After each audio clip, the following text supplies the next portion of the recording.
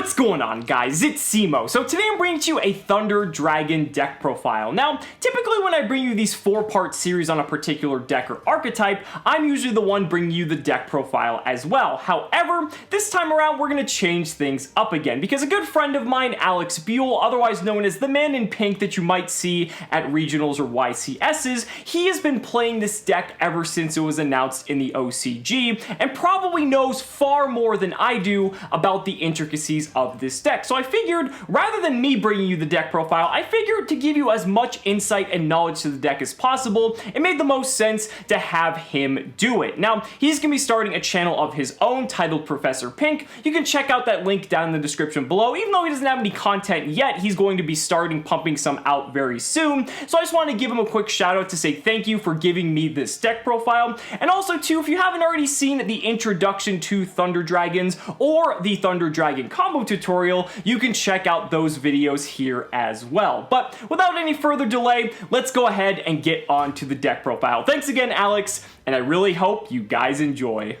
What's going on, guys? It's not Cimoooooooo, and today we're bringing you a Thunder Dragon deck profile. My name is Alex, and Cimoooooooo was gracious enough to have me on his channel so I can talk to you about the brand new Thunder Dragon archetype coming straight out of Soul Fusion. By now you've probably seen the introduction to Thunder Dragon as well as the combo video for Thunder Dragon, but we figured it'd be nice to have a resource when building your deck to use as a reference point of sorts. Thunder Dragons can be played in a myriad of different decks, but today we're going to be profiling the pure version of the deck. So without further ado, let's get right into it. So we're playing 3 copies of the original Thunder Dragon that started off. Pretty self-explanatory in a Thunder Dragon deck. This is kind of like not playing Blue Eyes White Dragon in a Blue Eyes deck. This card is still very good. Being able to discard it from your hand at will to add another Thunder Dragon means that any of your monsters in your deck become an immediate fusion monster, which is really powerful. The next most important card has to be 3 Thunder Dragon Dark. Thunder Dragon Dark has 2 very powerful effects, either by discarding it or by sending it from the field to the graveyard. It either adds a copy of itself when it's discarded, or if it's sent from the field to the graveyard, you get to summon or search any card you want from the deck. This is really powerful and in fact you want to be searching with every single turn, even on the opponents. Next we're playing 3 copies of Thunder Dragonhawk. This card is also very important. You can discard it from your hand to revive a Thunder Dragon that's either in your graveyard or is banished, and that means that all of your monsters at any point in the game, they're accessible to you without any setup whatsoever. It also means because you discarded it, you're able to immediately turn it into a fusion monster, which is really, really powerful. Next up, we're playing one of the only normal summons in the deck. We're playing 3 copies of Thunder Dragon Matrix. This card is also very powerful. You can discard it from your hand to give a Thunder monster 500 attack and a damage stat, including the damage stat, or you can add another copy of itself. But this is really good because you're able to summon it in a deck full of monsters with level 5 or higher monsters and immediately turn it into a Thunder fusion monster with some support. Really important, and a card you absolutely want to see at every point of the game. Next we're playing only 2 copies of Thunder Dragon Dark. This card is very powerful. It either allows you to add a Thunder Dragon card back from your banished pile or from your graveyard, or you can float into any Thunder Dragon monster that's sent from the field to the graveyard or banished. But it's not a card you want to see in your opening hand, because as a whole, any card that you could really get back, you'd rather get this, as it actually puts it on the field and lets you make link combos. But this card is still very important and absolutely a card that you want to play in your deck. That's it for the Thunder Dragon monsters, but we're also playing 3 copies of Batteryman Solar. Batteryman Solar is very important for this deck, as it's able to Armageddonite any Thunder Dragon you'd want at any given point. And if that wasn't good enough, whenever you summon a Thunder monster while it's face up on the field, you get to generate a token, which you can then use to link summon. Even though both effects are hard once per turn, being one of the only normal summons in the deck is very important, and a card you, much like some of the other cards in the deck, you want to max out on and see as soon as possible. And to round it out, we're playing 3 copies of Ash Blossom and Joyous Spring, 3 copies of Ghost Ogre and Snow Rabbit, and 3 copies of Infinite Impermanence for the hand traps. Infinite Impermanence is probably the most popular and important card in this deck.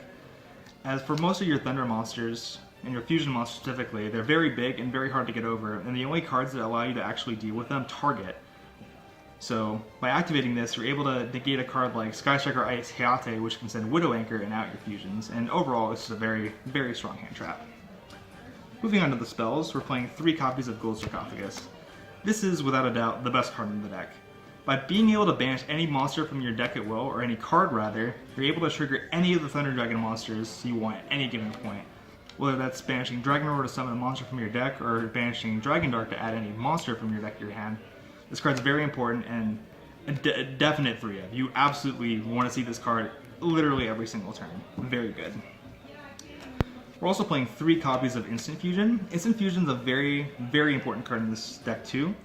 Basically, what this card allows you to do is you're able to special summon Kaminari attack from your extra deck, and because it meets the requirement for a Thunder Fusion monster, you're able to then summon Thunder Dragon Titan from your extra deck. This is really important because it can act as a Goblin Bird for your Thunder Dragon in hand and get all the big monsters out of your deck while also being able to put a very ferocious monster on board with minimal setup. It's a very important card for sure. Then we're playing only 1 copy of Thunder Dragon Fusion. This card's very good, but it's not a card that you want to draw in your opening hand. You want to search it out. It allows you to shuffle back Thunder Dragon monsters that are on your field, in your graveyard, or bench to summon a Thunder Fusion monster. But as all the Thunder monsters can be summoned by tributing a Thunder monster, it's not an effect that you really need, but it's an effect that you want to search and can lead to some very dangerous recursion plays. Very important. We're playing 3 Twin Twisters. This card benefits from a lot of graveyard setups, so being able to fuel that by getting rid of back row is very, very powerful. We're then playing 2 copies of Called by the Grave, as hand traps do have a tendency to hurt this deck, especially Ash Blossom and Joyous Spring on the Thunder Dragon Roar, but over that, it's very self-explanatory. We're playing the 1 Upstart Goblin to fix consistency, and our 40th card in the main deck is Imperial Order. Combined with one of the fusion monsters, it's usually very hard to out and usually results in an auto win. Moving on to the extra deck, we're playing 3 copies of Thunder Dragon Colossus. Thunder Dragon Colossus is probably the most important card in the deck and the reason to play this deck. It's a mistake on legs while protecting itself by battle or card effects, and it's very easy to bring out. You just have to special summon it by tributing a Thunder the turn you activate a Thunder in hand. Usually your combos will end with 1 to 2 of these very often, and this card often is what wins you the entire matchup. Very important. We're then playing 2 copies of Thunder Dragon Titan. Titan isn't as good as Colossus, but it's still very powerful. It allows you to destroy cards in the field without targeting them if you activate a Thunder monster's effect in the hand. It has 3200 attack, which means it's very, very, very powerful. And at the end of the day, it allows you to make your biggest boards and break them, and overall just push for damage. We're playing the 1 Kaminari attack, as mentioned with Instant Fusion, but we're also playing a copy of Thousand Eyes Restrict. As you don't want to overdraw Instant Fusion, but if you do draw Instant Fusion and you don't want to summon this, this is a means of outing any monster you want, while also being able to combo off. Very good. For the Link monsters, we're playing 1 copy of Link Karibo. There are some hands that comes up where you're only able to summon your Colossus by using Origin, so being able to summon this using Origin, then Dragonhawk it back and turn it into Colossus is very powerful. We're playing 1 copy of Some Summer Summoner. This card usually doesn't stay on the board very long, but its effect is very good. You're able to discard a card to bring back a Thunder monster to its point, but more often than not, it'll be fodder for Thunder Dragon Colossus. Still worth being played in its own right.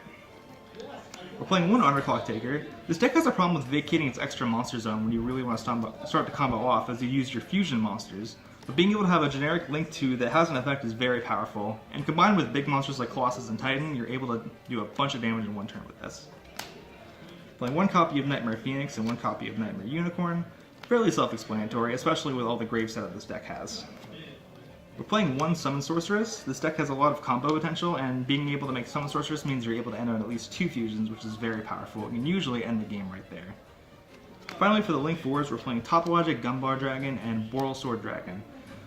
Gunbar Dragon sort of goes in line with the Underclock Taker philosophy. You need cards that vacate your extra monster zone, and if you're using Summon Sorceress with it, it means you're able to turn that extra monster zone into a 3000 attack beater that rips cards out of the hand. Usually can seal the deal when you're sitting on the Thunder Dragon monsters. Boral Sword Dragon is obviously very powerful, and is very easy to make in this deck for very fast and easy OTKs. So guys, that's going to about do it for this video. Thank you so much for watching the video. A big thank you again to Cimoooooooo for allowing me to be on the channel, and for House of Cards in Lebanon, Pennsylvania for providing all the cards needed for the deck profile. Be sure to like the video as always, subscribe to the channel for more amazing Yu-Gi-Oh content, and if you found this video informative, consider backing Cimoooooooo on Patreon or becoming a YouTube channel member. Because just by pledging $1 a month, you're investing in Cimoooooooo's ability to continue bringing you amazing Yu-Gi-Oh content. And hey, if you want to see more of me, consider subscribing to my new YouTube channel, Professor Pink. I talk about some of the more abstract corners of Yu-Gi-Oh, and I've got a bunch of stuff planned, so you're not going to want to miss it. But thanks so much again, and we'll see you next time.